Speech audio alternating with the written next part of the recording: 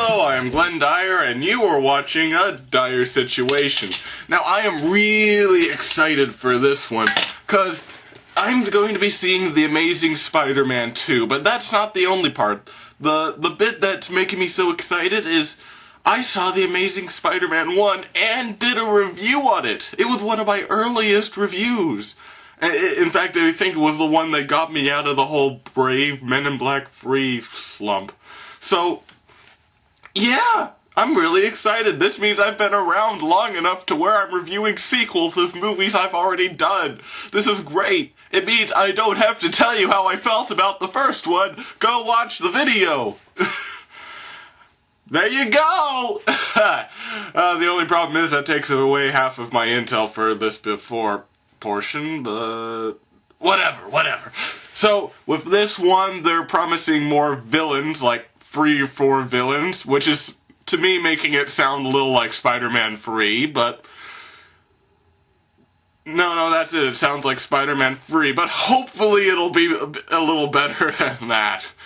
I'm thinking that this one might be setting up for Spider-Man to join the Avengers, because they've been hinting about that and stuff, but, you know, I'll see about that part. Not even sure if I should tell you once I see it whether they are or they aren't. I suppose I could give a spoiler alert. Yeah, that's what I'll do. I'll give a spoiler alert on whether or not that happens, and just for those of you who are interested. But other than all those little things, how do I actually think the movie's gonna be? I think it's gonna be kick-ass. I remember really liking the first one. Maybe it was just because I saw all those bad movies recently, but I did like the first one quite a lot. And I think and I'm hoping the second one will just up the ante. And I'm especially hopeful after seeing Captain America 2 and what they did with that. So, yeah, this is really exciting. This is really awesome. And once I'm done with it, I'll let you know. Oh, one more thing. Before you guys say that technically Alex and I did a review of The Hobbit, and then I did a review of The Desolation of Smaug, I don't really count those because those are prequels to The Lord of the Rings. So, yeah. Now I'll see you after the movie.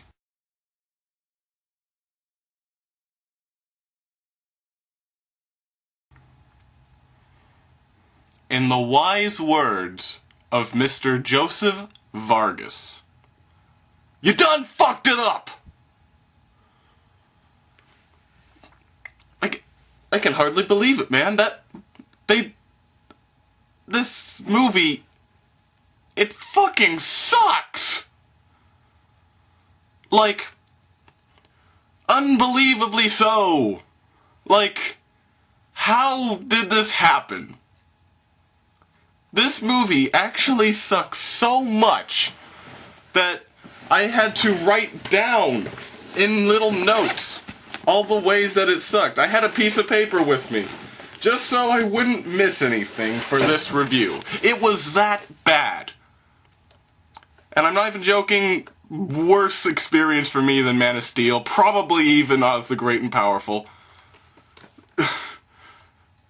Not as bad as Madagascar 3, but still really bad, okay? Like, one of the worst movies I've done on this show.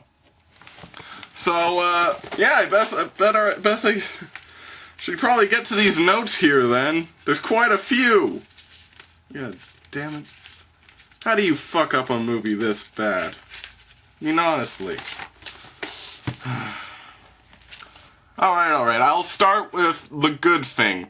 The overall technical quality of this movie was very good, okay? And it did have these nice shots with these slow motion fight scene things that were really well put together, and those were enjoyable. Okay, that's it for all the good things. Let's get on to the bad things. First and foremost, the first thing I noticed, shaky cam problems at the very beginning. Granted, this is only really at the opening scene, but it was still it was really bad shaky cam. I could almost not tell what was going on. But, as I mentioned, luckily that is only in the first scene. The rest of the movie doesn't have that to any kind of extent, really. Maybe minorly, but that's about it. Let's see. Oh, okay. This movie has some of the laziest exposition I have ever heard in my life. I'm not joking. There's a scene where Harry Osborn goes up to his dad, and he's like, Dad, I can't believe you put me inside that institution, inside the, boarding school for so long. I did it because I wanted you to be smart, and now you shall carry on my disease that I have. Like, seriously, they're talking... I'm obviously paraphrasing, but they're basically doing that. Like, just total exposition dumps, and this happens all the time! All the time! Like, there's so many instances where they're just like, oh yes, I designed this machine, and it is going to do wonderful things for everybody. It won't be used for evil at all. Jesus Christ. Alright, on to the most annoying part. This was somewhat present in the first movie. I managed to be able to get past it. A lot of critics didn't, but I was okay with it. But, in this movie, it went too far. Tonal whiplash. Tonal whiplash! For those of you who don't know what that means, that's basically where a scene's mood, the way it's trying to make you feel, switches so sporadically that you're just fuddled. And this happens multiple times. Not joking. It goes from a scene where where these two people are fighting for their lives, and there's blood, and there's a heavy risk situation, and they're falling out of the sky in this airplane and plummeting to their deaths. And then immediately into a scene where Spider-Man's flicking around the city saying horrible puns and stopping guys with silly Russian accents like, "Oh, I'll get you, Spider-Man!" I'm pretty sure he actually says that, by the way. No, it was awful. In that sense, like, really bad. I'm not sure how somebody could direct it that way. You can't have silly cartoony stuff and, like, Dark Knight-esque events happening. It doesn't work. I'm not sure how they came to the conclusion that it would. I mean, especially after seeing Captain America 2, where yes, it has sillier moments, and yes, it has darker moments, but they're blended together better, and more, and, you know, each thing gets its own part, and it doesn't seem like you're stepping from one movie into another. It has silly electric men, and, girlfriends being killed, and it just, what the fuck am I supposed to think, man? What kind of movie am I watching? What demographic is this for?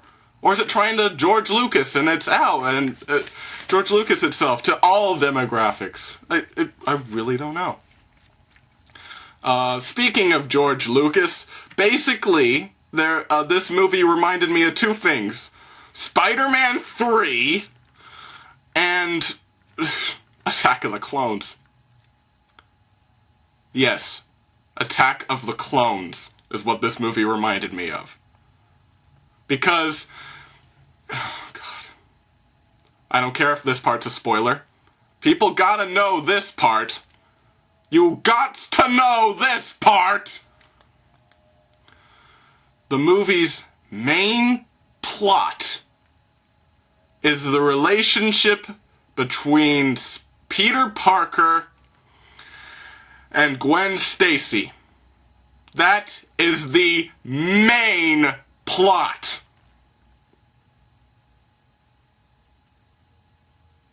Yes, that's right. All the superhero-y stuff they're showing in the trailers, subplot.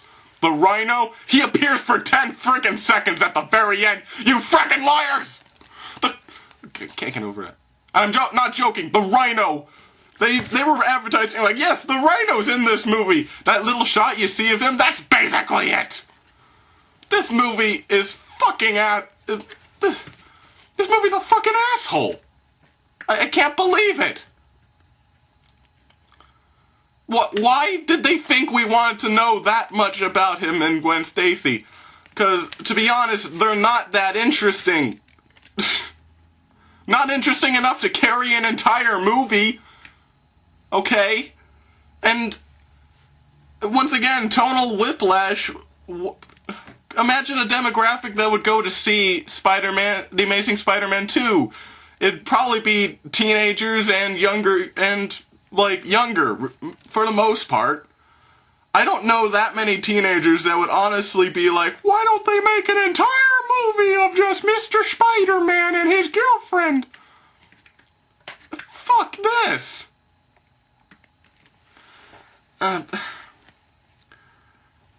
Oh my god. At first I thought, when I was watching this, I was about an hour in and I'm like, is the plot going to start? And towards the end I realized, that was the plot! That relationship stuff! That was the plot!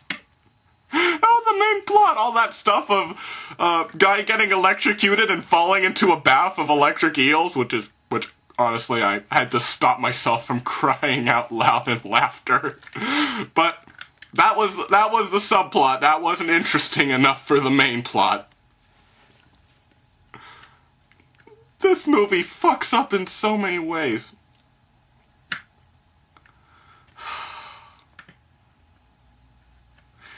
Let's see. Okay, they have a few newer characters in here, like, of course, because they got that new villain, Electro, and all, but I don't know what the fuck they were trying to do with Electro, by the way.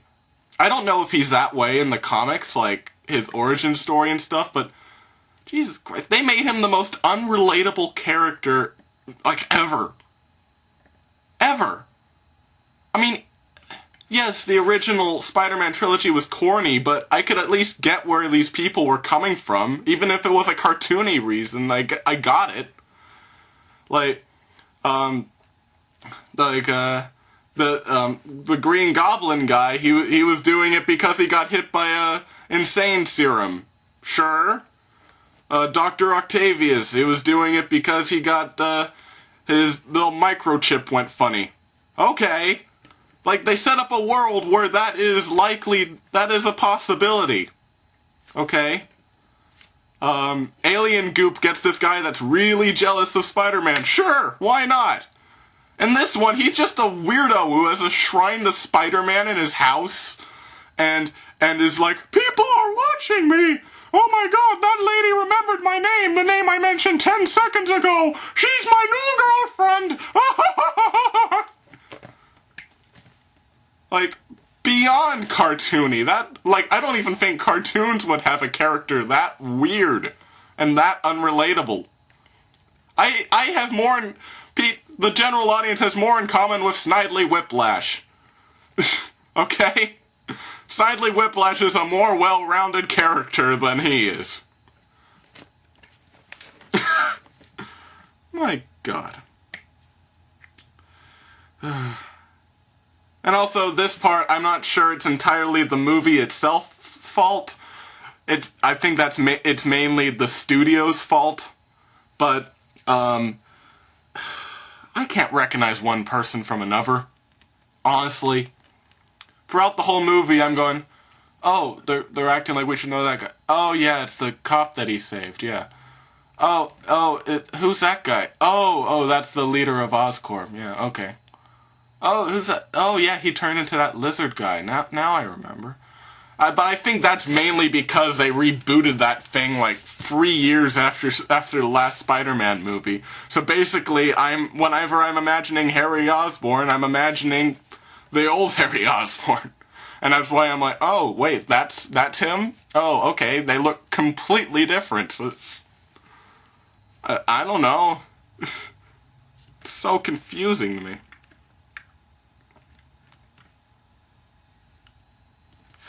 Oh, do I have any more notes?